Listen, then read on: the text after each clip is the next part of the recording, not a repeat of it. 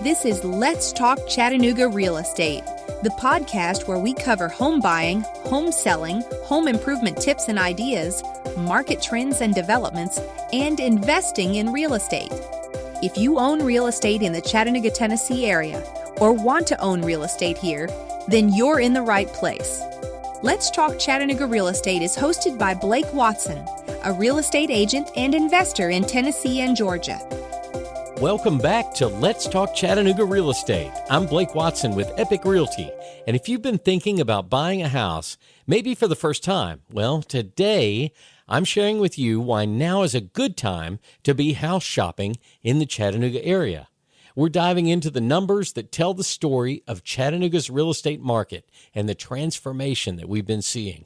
And I think some of these statistics are going to surprise you. We're talking about the biggest inventory surge we've seen in nearly a decade, and what this means whether you're buying, selling, or just keeping an eye on your home's value. So let me paint a picture with some pretty remarkable numbers. As of today, September 18th, 2025, there are 3,552 homes listed for sale in the Chattanooga MLS. Now, you might be thinking, okay, that sounds like a lot, but let me give you some perspective on just how dramatic this shift really is. We haven't seen this much inventory since 2016. That's 9 years ago. And to really understand the magnitude of this change, let's rewind to February of 2022. You remember, of course, that was the crazy pandemic days in real estate. Everything was selling instantly. Well, back then, we hit our lowest inventory on record. And I'm talking about records that have been published since 2010 with the Chattanooga MLS. At that time, in February of 2022, there were just 971 homes available. That's less than 1,000 homes for an entire metropolitan area. And think about that for a second. We went from under 1,000 available homes to over 3,500. It's more than a 250% increase in inventory.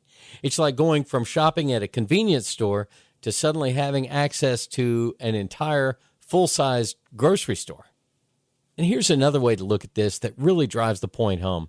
In February 2022, that remember is when we had that low point in inventory, if new listings had stopped in Chattanooga and no new listings came on the market, we would have sold through our entire inventory in less than a month. Less than a month. Well, today, we're sitting at 4.2 months of available inventory. That's a complete 180-degree turn from that frenzied seller's market to what most real estate professionals would now call a balanced market. And really, we're starting to even tip into buyer's market territory. Now, the plot twists with interest rates. Here's where the story gets interesting, because it's not just about inventory. Interest rates have been on quite the roller coaster ride as well, as you know.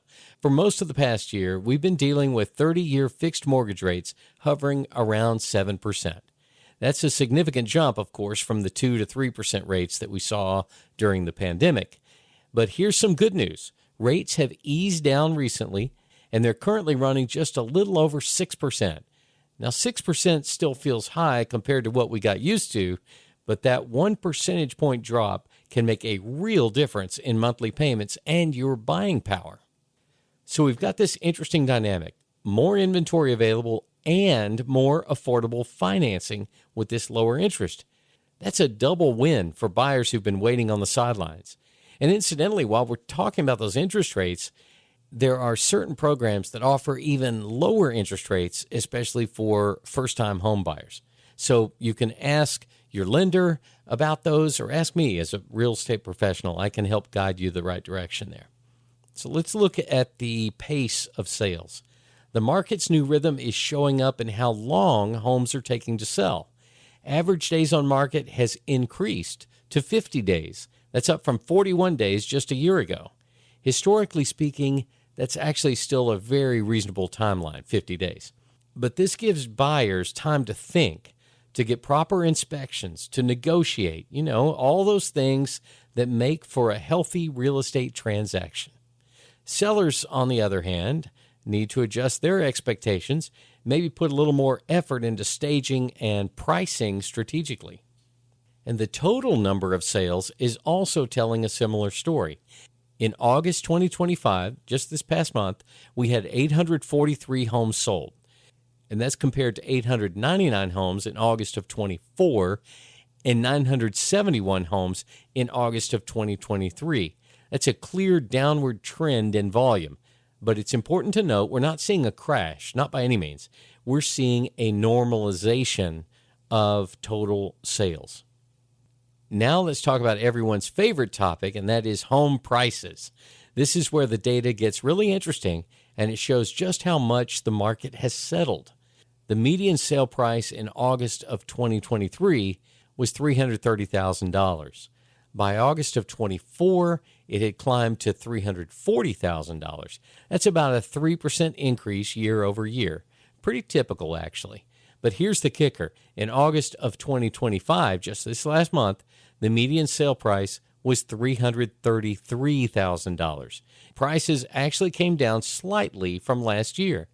Now, we're not talking about a dramatic drop, but we're seeing home price growth slow considerably and even level out a bit. Prices are still elevated compared to pre-pandemic levels, of course, but they are leveling off.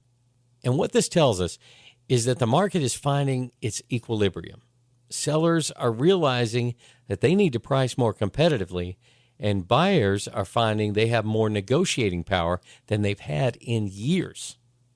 So let's look at it from the buyer's perspective, what this means to you. If you're a buyer, this market shift is largely working in your favor. You've got significantly more options to choose from, more time to make decisions, and more negotiating leverage. You're not as likely to be in those multiple offer situations that we had just a few years ago, and you might be able to negotiate on the price, the closing costs, or repairs. All those things are in play. However, don't let this trick you into thinking you can lowball every property. A good home in a desirable location is still going to move pretty quickly and at a fair market value. The key is working with a knowledgeable realtor who can help you identify which properties have been sitting and might be more negotiable. Also, I would advise you to take advantage of those slightly lower interest rates while they're available. Even that drop from 7% to just over 6% can save you hundreds of dollars per month on your mortgage payment. And the lower rates may not last. Hopefully they will, but we don't know the future. Now, what does this mean for sellers? If you're selling your home, your strategy needs to evolve with this market. The days of expecting your home to sell quickly and multiple offers coming in, that's over. You need to be realistic about pricing from day one. With 4.2 months of inventory, buyers have choices. If your home isn't priced right, or it isn't staged well, or it has obvious issues, buyers will simply move on to one of their other 3,500 options that are available. Now, this doesn't mean you can't get a good price for your home. It just means you need to be smart about it. Price it right from the start. Make sure it's cleaned up and shows well. And be prepared for a more normal selling timeline of 30 to 60 days rather than just a few days. Now, consider this. Even with the market shift, the median home price is still $333,000. We all know that's significantly higher than pre-pandemic levels. And if you bought your home several years ago, you're likely still sitting on substantial equity. So what's next? Let's look at the crystal ball for Chattanooga real estate. Well, the trends would suggest we're moving toward a sustained balanced market, possibly even leaning to a buyer's market in certain price ranges and neighborhoods. Inventory levels will be key to keep an eye on. If we continue to see new listings outpace sales, we could see even more buyer leverage. If interest rates continue to come down, that could bring more buyers into the market and start to balance things out even again. And one thing I'm keeping an eye on is a seasonal pattern. Typically, we see inventory start to decline just a little in the fall and winter months. It'll be interesting to see if that normal seasonal pattern holds true this year. And the bottom line is this: Chattanooga's real estate market is going through a significant and healthy adjustment. We're moving from an unsustainable seller's market to a more balanced environment that works better for everyone involved. Whether you're buying or selling, the key is adapting your strategy to this new reality. And understand that real estate is very localized. We know that national trends don't necessarily apply to Chattanooga, but even here locally, different neighborhoods, different counties, and zip codes have unique characteristics and trends. As a realtor, I can help you see what's happening with a zoomed-in look at a specific area, and I can give you guidance and advice throughout your next home search. So thanks for listening today, and if you found this helpful, please subscribe to Let's Talk Chattanooga Real Estate and share this podcast with a friend. If you have questions about these market trends or how they might affect your specific situation, well, reach out. I'd love to help you navigate this changing market. I'm Blake Watson with Epique Realty, and I'm licensed in Tennessee and Georgia. You can find me on LinkedIn and Facebook as Blake Watson and on Instagram as Rock and Roll Blake. My website is athomechattanooga.com. And you can also contact me on my mobile phone at 423-315-1815. My brokerage office phone is 888-893-3537. And until next time, I wish you all the best in your real estate journey.